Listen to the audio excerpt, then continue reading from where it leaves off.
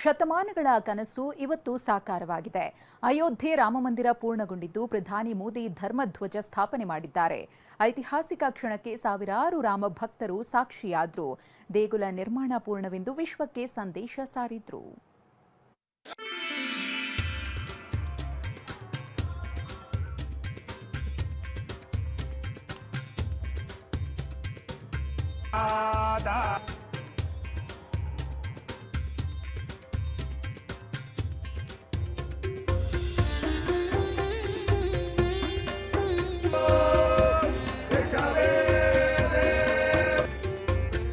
ಅಯೋಧ್ಯೆ ರಾಮ ಮಂದಿರದಲ್ಲಿ ಧರ್ಮಧ್ವಜ ಸ್ಥಾಪನೆ.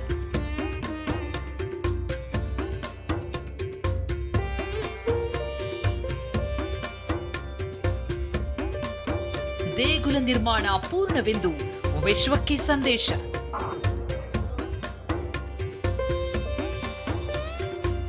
ರಾಮ ಭಕ್ತರು ಕಂಡ ಕನಸು ನನಸಾಗಿದೆ ಎಂದ ಮೋದಿ.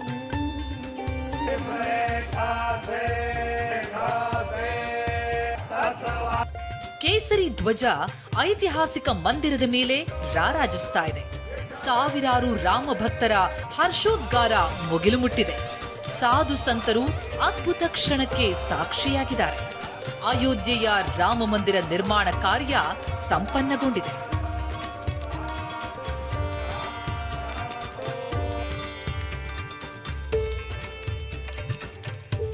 ಅಭಿಜಿನ್ ಮುಹೂರ್ತದಲ್ಲಿ ಬೆಳಿಗ್ಗೆ 11:45ಕ್ಕೆ ಪ್ರಧಾನಿ ಮೋದಿ ಧ್ವಜಾರೋಹಣ ಮಾಡಿದರು. 11:50ಕ್ಕೆ ಧರ್ಮಧ್ವಜ ಮಂದಿರದ ಮೇಲೆ ಸ್ಥಾಪಿತವಾಯಿತು. ಆರ್ಎಸ್ಎಸ್ ಮುಖ್ಯಸ್ಥ ಮೋಹನ್ ಭಾಗವತ್, ಉತ್ತರ ಪ್ರದೇಶ ಸಿಎಂ ಯೋಗಿ ಆದಿತ್ಯನಾಥ್, ರಾಜ್ಯಪಾಲೆ ಆನಂದಿಬೆನ್ ಪಟೇಲ್ ಉಪಸ್ಥಿತರಿದ್ದರು. ಧ್ವಜಾರೋಹಣದ ಬಳಿಕ ಮಾತನಾಡಿದ ಮೋದಿ, ಶತಮಾನಗಳ ವೇದನೆಗೆ ಇಂದು ಪೂರ್ಣ ವಿರಾಮ ಸಿಕ್ಕಿದೆ. ರಾಮ ಭಕ್ತರ ಕನಸು ನನಸಾಗಿದೆ ಎಂದರು. ಈ ಧರ್ಮಧ್ವಜ केवल एक ध्वजा नहीं, ये भारतीय सभ्यता के पुनर्जागरण का ध्वज है. इसका भगवा रंग, इस पर रचित सूर्य वंश की ख्याति, वर्णित ओम शब्द और अंकित कोविदार वृक्ष राम राज्य की कीर्ति को प्रतिरूपित करता है. ये ध्वज संकल्प है, ये ध्वज सफलता है, ये ध्वज संघर्ष से सृजन की गाथा है. हमारे यहाँ भगवान बसवन्ना, उनके अनुभव मंटपा की जानकारी भी सीमित रखी गई. अनुभव मंटपा यानी जहां सामाजिक, धार्मिक और आर्थिक विषयों पर सार्वजनिक बहस होती थी, जहां सामूहिक सहमति से निर्णय लिए जाते थे. लेकिन गुलामी की मानसिकता के कारण इस भारत की कितनी ही पीढ़ियों को इस जानकारी से भी वंचित रखा गया. लेकिन गुलामी की मानसिकता इतनी हावी हो गई कि प्रभु राम को भी काल्पनिक घोषित किया जाने लगा. साथियों, अगर हम ठान ले अगले 10 साल में मानसिक गुलामी से पूरी तरह मुक्ति पा लेंगे, और तब जाकर के ऐसी ज्वाला प्रज्वलित होगी, ऐसा आत्मविश्वास बढ़ेगा. ಈ ಐತಿಹಾಸಿಕ ಕ್ಷಣದ ಮುಹೂರ್ತ ಮಾರ್ಗಶಿರ ಮಾಸದ ಶುಕ್ಲ ಪಕ್ಷದ ಶುಭ ಪಂಚಮಿಯಂದೇ ನಿಗದಿಯಾಗಿತ್ತು.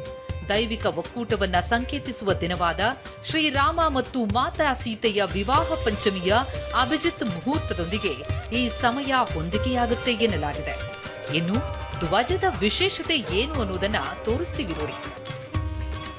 20 ಅಡಿ ಉದ್ದ, 10 ಅಡಿ ಎತ್ತರದ ತ್ರಿಕೋನಾಕಾರದ ಕೇಸರಿ ಧ್ವಜ ಇದಾಗಿದ್ದು, ಸೂರ್ಯವಂಶದ ಸೂರ್ಯನ ಚಿಹ್ನೆ ಓಂ ಮತ್ತು ಪ್ರಾಚೀನ ಕಾಲದ ಪವಿತ್ರ ಕೋವಿದಾರ ವೃಕ್ಷದ ಚಿತ್ರಗಳಿವೆ. ಈ ಮೂರೂ ಚಿಹ್ನೆಗಳು ರಾಮರಾಜ್ಯದ ಘನತೆ, ಏಕತೆ ಮತ್ತು ಸಂಸ್ಕೃತಿಯ ಸಂಕೇತವಾಗಿದೆ. ಮಂದಿರದ 161 ಅಡಿ ಎತ್ತರದ ಮುಖ್ಯ ಶಿಖರದ ಮೇಲೆ 30 ಅಡಿ ಎತ್ತರದ ಧ್ವಜಸ್ತಂಭದಲ್ಲಿ ಈ ಧರ್ಮ ಧ್ವಜ ಹಾರಾಡ್ತಾ ಇದೆ. ಧ್ವಜಸ್ತಂಭವನ್ನ 360 ಡಿಗ್ರಿ ತಿರುಗುವ ರೀತಿ ಬೇರಿಂಗ್ ಬಾಲ್ಗಳನ್ನು ಬಳಸಿ ತಯಾರಿಸಲಾಗಿದೆ. ಧ್ವಜ ತಯಾರಿಸಲು ಪ್ಯಾರಾಚೂಟ್ಗೆ ಬಳಸುವ ನೈಲಾನ್ ಫ್ಯಾಬ್ರಿಕ್ ಮತ್ತು ರೇಷ್ಮೆ ದಾರಗಳನ್ನು ಬಳಸಲಾಗಿದೆ. 200 ಕಿಲೋಮೀಟರ್ ವೇಗದಲ್ಲಿ ಬೀಸುವ ಚಂಡಮಾರುತ ಗಾಳಿಯನ್ನ ಕೂಡ ತಡೆದುಕೊಳ್ಳುವ ಶಕ್ತಿ ಈ ಧ್ವಜಕ್ಕಿದೆ. ಇನ್ನು ಬಾಲರಾಮನ ಮೂರ್ತಿ ಕೆತ್ತನೆ ಮಾಡಿದ ಕನ್ನಡಿಗ ಶಿಲ್ಪಿ ಅರುಣ್ ಯೋಗಿರಾಜ್ TV9 ಜೊತೆ ಮಾತನಾಡಿ ಸಂತಸ ಹಂಚಿಕೊಂಡ್ರು. ಪ್ರತಿಯೊಬ್ಬರೂ ಇದೊಂದು ಕೆಲಸ ಅಂತ ರೀತಿ ಮಾಡಿಲ್ಲ, ಪ್ರತಿಯೊಬ್ಬರು ಇದೊಂದು ಪೂಜೆ ರೀತಿ ಮಾಡಿದ್ದಾರೆ ಅಂತ ನಾನು ಭಾವಿಸ್ತೀನಿ.